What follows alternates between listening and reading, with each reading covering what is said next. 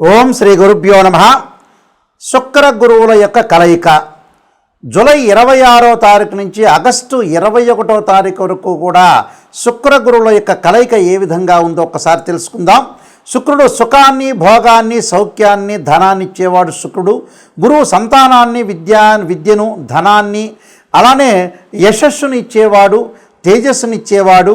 అలానే కొన్ని విషయాల్లో ప్రత్యేకంగా గురువు యొక్క ప్రత్యేకతలు కూడా చాలా బాగా చెప్పబడింది. అయితే గురువు ధనాన్ని, సంతానాన్ని, సౌఖ్యాన్ని, సుఖాన్ని ఇచ్చేవాడు కూడా గురువు. విద్యాకారకుడు కూడా గురువే. అలాగా శుక్ర గురువుల యొక్క కలయిక ఏ విధంగా ఉండబోతుంది? దాదాపుగా 26 రోజుల పాటు శుక్రుడు యొక్క గురువు యొక్క కంజంక్షన్ కావటం, మిథున రాశిలో కలయిక వల్ల మనకి ఎలాంటి ఫలితాలు ఉంటాయో తెలుసుకుందాం. ముందుగా ముఖ్యంగా శుక్రగ్రహము మృగశిర నక్షత్రం 3వ పాదంలో ప్రవేశంతో మిథున రాశిలో ప్రవేశం జరుగుతుంటుంది. అలానే జూలై 26వ తారీఖున ఉదయం 8:57 శుక్రగ్రహము మిథున రాశిలో సంచారం చేయటం, ఆల్రెడీ ఉన్న గురువు మిథున రాశిలో ఉండటం వల్ల శుక్ర గురువుల యొక్క సంచారం జరుగుతుంది. అది ఎన్ని రోజుల వరకు ఉంటుంది అంటే 26 రోజుల పాటు ఉంటుంది. మరి ఆగస్టు 21వ తారీఖు రాత్రి 1:03 వరకు కూడా శుక్ర గురువుల యొక్క కలయిక ఉంటుంది. ఈ శుక్రగ్రహం కూడా కళత్రకారకుడు వాస్తవంగా అయితే. అంటే వివాహాన్ని చేసేవాడు ఎవరు అంటే శుక్రగ్రహమే. కాబట్టి ఈ గ్రహాల యొక్క అనుకూలత అనేది మనం చూసుకోవాలి. ఎలా ఉంటుంది అంటే ఇవన్నీ కూడా గోచారరీత్యా చెప్పబడే ఫలితాలు అంటారు. This is the transit system అంటారు. అయితే ఈ ట్రాన్సిట్ సిస్టంలో మరి 26 రోజుల పాటు ఏ విధంగా ఉందో మనం తెలుసుకుందాం. శుక్రుడు గోచారరీత్యా 1, 2, 4, 5, 8, 9, 11 స్థానాల్లో సుఫలితాన్ని ఇస్తాడు. అలానే గురువు 2, 5, 7, 9, 11 స్థానాల్లో సుఫలితాన్ని ఇస్తాడు గోచారరీత్యా కూడా. అలానే ఇక్కడ ఏదైనా సరే గ్రహం మిత్రగ్రహాలు, అలానే శత్రుగ్రహాలు అనేవి ఉంటాయి. ఆ గ్రహాలు ఏ విధంగా ఉంటాయో తెలుసుకోవాలి. శుక్రగురువుల యొక్క కంజంక్షన్ వల్ల ఏ విధమైన ఫలితాలు జరుగుతాయో చూసుకోవాలి. ముఖ్యంగా ఇక్కడ శుక్రుడు గురువుకి సముడవుతాడు, గురువు శుక్రుడికి శత్రుత్వం అవుతాడు. అక్కడ ఈ 2 గ్రహాల యొక్క కలయిక ఏ విధంగా ఉంటుంది అంటే ఏ విధమైన ఫలితాలను అనుభవిస్తుంటారనేది మనం తప్పకుండా చూసుకుందాం. ఎలాంటి ఫలితాలు ఉంటాయో, ద్వాదశ రాశుల యొక్క ఫలితాలు ఏ విధంగా ఉన్నాయో ఒకసారి మనం తెలుసుకుందాం. శుక్ర గురువుల యొక్క కలయిక వృశ్చిక రాశి వాళ్ళకి శుక్రుడు గురువు యొక్క కలయిక మిథున రాశిలో 8వ స్థానంలో ఏర్పడటం వల్ల ఏ విధంగా ఉండబోతుంది? వృశ్చిక రాశి వాళ్ళకి వ్యయాధిపతి అయిన శుక్రుడు, సప్తమాధిపతి అయిన శుక్రుడు 8వ స్థానంలో ఉండటం, ఈ రాశి వాళ్ళకి ముఖ్యంగా ద్వితీయాధిపతి, పంచమాధిపతి గురువు 8వ స్థానంలో ఉండటం వల్ల ఏ విధంగా ఫలితాలు ఉంటాయి?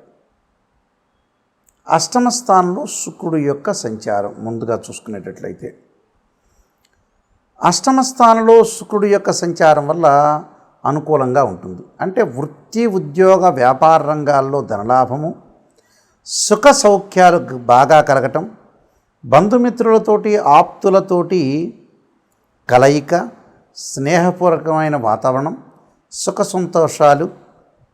అలానే ప్రభుత్వ రీత్యా కూడా కొంత అనుకూలంగా ఉంటుంది గవర్నమెంట్ ఉద్యోగస్తులకి. అలానే గవర్నమెంట్ ఉద్యోగస్తులకి ఏదైతే ప్రమోషన్లు రావటం,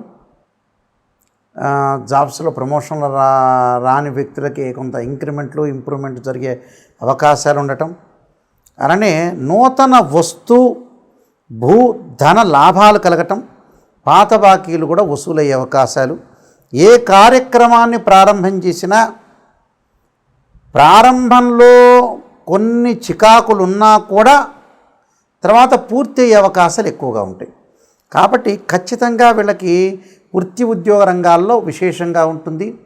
అలానే ప్రైవేట్ సెక్టార్లో చేస్తున్న వ్యక్తులకు కూడా అనుకూలంగా ఉంటుంది. అంటే ఎలాంటి ఆటంకం లేకుండా కొన్ని చిన్న వాటిల్లో కొద్దిగా స్లోగా ఉన్నా చివరి దశలో మటుకు వాళ్ళకి కంప్లీట్ అయ్యే అవకాశాలు ఖచ్చితంగా ఉంటాయి. అయితే బిజినెస్ చేసే వాళ్ళకి ప్రత్యేకంగా చెప్పేది ఏంటంటే ఏదైతే 8వ స్థానంలో గురువు ఉండటం వల్ల కొంత బిజినెస్ పరంగా, వ్యాపార పరంగా అనుకూలంగా ఉండదు. అలానే ఎవరైతే పార్ట్నర్షిప్ ఉంటారో వాళ్ళ విషయంలో మటుకు కొంత భద్రంగా ఉండాలి. నమ్మి మోసపోయే అవకాశాలు ఎక్కువగా ఉంటాయి. అంటే నమ్మి మోసపోకుండా కొద్దిగా మనం చూసుకొని ముందుకు నడవాలి.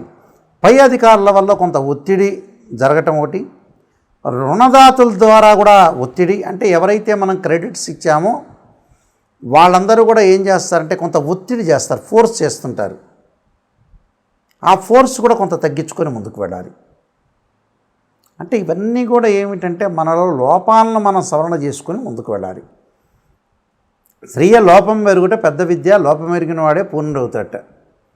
మనం ఏదైతే లోపాలు ఉంటాయో ఆ లోపాలను మనం సవరణ చేసుకొని ముందుకు వెళ్ళాలి. ఇలా నాయకంటి గారు గురువుగారు చెప్పారు ఏమిటి అని అంటే, నిజంగా ఒక జ్యోతిష్యుడు చెప్పాల్సిన మాటలు ఏమిటి అంటే నిజాన్ని చెప్పాలి. నిజాన్ని చెప్పాలి. దానికి ఒక రెమెడీ అనేది కూడా ఉంటుంది. ప్రపంచంలో ఆరోగ్యపరంగా కొన్ని ఇబ్బందులు వస్తూ ఉంటాయి వీళ్ళకి. ఆరోగ్యపరంగా కూడా కొంత డైట్ కంట్రోల్ చేసుకోవటం, వీళ్ళు ఆరోగ్యపరంగా ఇబ్బందులకు పడి వైద్య చికిత్సలకు వెళ్ళటం, హాస్పిటల్కి వెళ్ళటం వల్ల కూడా డబ్బులు ఖర్చు అయ్యే అవకాశాలు వీళ్ళకు ఉంటాయి. అంత దూరం రాకూడదు. ఏదైతే నెగిటివ్ ఉంటుందో దాన్ని మనం పాజిటివ్ చేసుకొని ముందుకెళ్తే జీవితం అనేది ధాన్యం అయిపోతుంది. ఎంతకీ చాలామంది కూడా చేస్తుంటారు, రాశి ఫలాల్లో నాకు ఎంత పాజిటివ్ చెబుతున్నారని ఆలోచన చేస్తున్నారు. చాలా రాంగ్ మిస్టేక్ అది. పాజిటివ్ని ఎంతవరకు నమ్మాలో అంతవరకే నమ్మాలి. నెగిటివ్ని మనం తీసుకోవాలి. ఎప్పుడు కూడా నెగిటివ్ని తీసుకుని ఆ నెగిటివ్ని మనం ఎలాగా ఓవర్కమ్ చేయగలుగుతాం, జీవితాన్ని మనం ధన్యం చేసుకోవడానికి ఎలా చేయగలుగుతాం. లైఫ్లో ప్రతి మనిషికి కూడా ఆటంకాలు వస్తుంటాయి, కష్టాలు వస్తాయి, సుఖాలు వస్తాయి, నష్టాలు వస్తాయి, లాభాలు వస్తాయి, లాభం లేకుండా ఉంటుంది. మనిషి పుట్టినప్పటి నుంచి చనిపోయే వరకు కూడా ఏదో రకమైన ప్రాబ్లమ్స్తో ప్రతి మనిషి ఉంటాడు. అది 100 కోట్లు ఉన్న వ్యక్తి అయినా, 500 కోట్లు ఉన్న పేదవాడైనా, కార్మికుడైనా, కర్షకుడైనా, శ్రామికుడైనా ఎవరికైనా కూడా కష్టాలు వస్తుంటాయి. మనిషి పుట్టడం ఖాయము, చనిపోవటం ఖాయం. మధ్యలో జరిగేవన్నీ కూడా అబద్ధాలని చెప్పచ్చు. మధ్యలో ఏం జరుగుతుందో తెలియదు, డ్రామా పాత్ర. కానీ ఆ డ్రామాని మనం పండించాలిగా, ఆ పాత్రను పోషించాలి. పిల్లలు ఉంటారు, వాళ్ళకి సంస్కారం నేర్పించాలిగా, వాళ్ళకు కొంత ధనాన్ని ఇవ్వాలిగా, యోగ్యంగా తయారు చేయాలిగా, సమాజంలో మంచి వ్యక్తులుగా తయారు చేయాలంటే ఏమిటి, పేరెంట్స్గా తల్లిదండ్రులు బాగుండాలి. అందువల్ల ఇవన్నీ ఆ నెగిటివ్ని మనం తీసుకొని పాజిటివ్ చేస్తే మనకు గుడ్ రిజల్ట్స్ వస్తాయి. విద్యార్థులు కూడా మేధాశక్తి తగ్గి వేరే వాటి మీద యావిగేషన్స్ రాకుండా విద్యార్థులు కొంత కాన్సన్ట్రేషన్ చేసి ముందుకు వెళ్తే మీకు మంచి ఫలితాలు జరుగుతాయి. నేను చెప్పిన రెమెడీస్ తప్పకుండా పాటించండి, మంచి సుఫలితాలు జరిగే అవకాశం ఖచ్చితంగా ఉంటుంది. శుక్ర గురువుల యొక్క కలయిక వల్ల కొన్ని మంచి చెడు యొక్క ఫలితాలు అనేవి బాగా ఎక్కువగా ఉంటాయి. శుభ అశుభ మిశ్రమాలు అనేవి ఉంటాయి. కాబట్టి మనం ఎలాంటి ప్రత్యేకంగా రెమెడీస్ చేసుకోవాలి అంటే, జీవితాన్ని సాఫల్యం చేసుకోవాలంటే ప్రతి వాళ్ళకు కూడా నెగిటివ్ పాజిటివ్ రెండుగా ఉంటాయి. అంటే ప్రతి వాళ్ళు కూడా మనం పాజిటివ్ ఆలోచన చేయకూడదు, నెగిటివ్ని కూడా ఆలోచన చేయాలి. నెగిటివ్ అంటే ఏమిటి అంటే, స్త్రీయ లోపం పెరుగుట పెద్ద విద్య, లోపం ఎరిగిన వాడే పూర్ణుడవుతాట. మన లోపాలని మనం ఖచ్చితంగా మనం సవరణ చేసుకొని ముందుకు వెళ్తే ఖచ్చితంగా వాళ్ళు బాగుపడినట్టే. అది 100% నేను చెప్తున్నాను. ఎందుకంటే ఎక్కడైతే మన లోపం ఉంటుంది, ఉదాహరణకు ఓ రోడ్డు మీద వెళ్తున్నాం, ఆ రోడ్డు మీద వెళ్ళేటువంటి ముళ్ళు ఉంటాయి. ఆ ముళ్ళని అక్కడ ఆ రోడ్డు మీద వెళ్ళొద్దు అని ఎవరన్నా చెప్తే ఆ రోడ్డు వైపు కాకుండా వేరే రోడ్డు వైపు మనం వెళ్ళామనుకోండి, వేరే రోడ్ మ్యాప్లో మనం వెళ్తే అప్పుడు మన జీవితం లైఫ్ అనేది మనం లీడ్ చేసిన వాళ్ళం అవుతాం. తప్పకుండా ఇక్కడ ఏదైతే మన లైఫ్లో ఎప్పుడైతే మనం చేయాల్సిన విషయాలు ఉంటాయో, ఎక్కడైతే నెగిటివ్ అనేది ఒకటి ఉంటుందో, మైనస్ అనేది ఉంటుందో, ఆ మైనస్ను మనం సవరణ చేసుకొని ముందుకెళ్తే జీవితం అనేది మనకి సాఫల్యత అనేది చేకూరే అవకాశం ఖచ్చితంగా ఉంటుంది. కాబట్టి ఈ శుక్ర గురువులకి నిజంగా ఏం చేయాలి అంటే, ఎలాంటి ఖచ్చితమైన రెమెడీస్ చేయాలి, ఎలాంటి ఖచ్చితమైన రెమెడీస్ చేస్తే బాగుంటుందనే విషయాన్ని మనం ఆలోచన చేస్తే, ఉద్యోగపరంగా ఇబ్బందులు ఉన్న వాళ్ళు తప్పకుండా గురుగ్రహాన్ని ఆరాధన చేయాలి. గురువుని ఎలా ఆరాధన చేయాలి అంటే, గురువారం రోజున బృహస్పతి గ్రహానికి ప్రదక్షిణ చేసి, మనకు శివాలయ నవగ్రహాలు ఉంటాయి, ప్రదక్షిణ చేసి శనగలు దానం చేయటం చాలా మంచిది.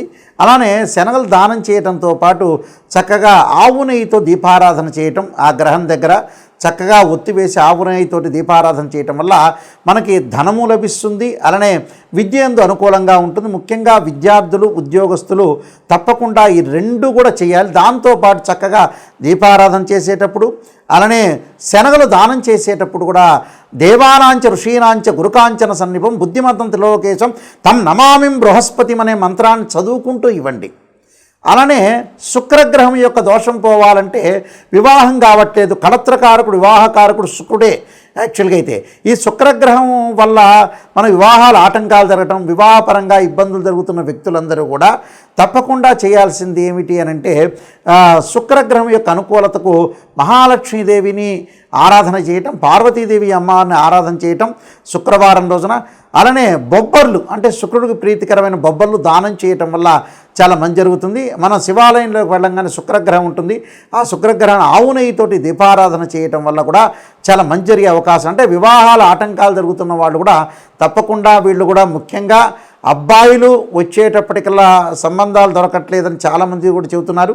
అక్కడ అబ్బాయిలు తప్పకుండా మనకు ముఖ్యంగా కన్యాపాశుపతాస్త్ర రుద్రాభిషేకం, అమ్మాయిలు వచ్చారు వరపాశుపతాస్త్ర రుద్రాభిషేకం, అఘోర గౌరీపాశుపతాస్త్ర రుద్రాభిషేకం చేయటం చాలా మంచిది.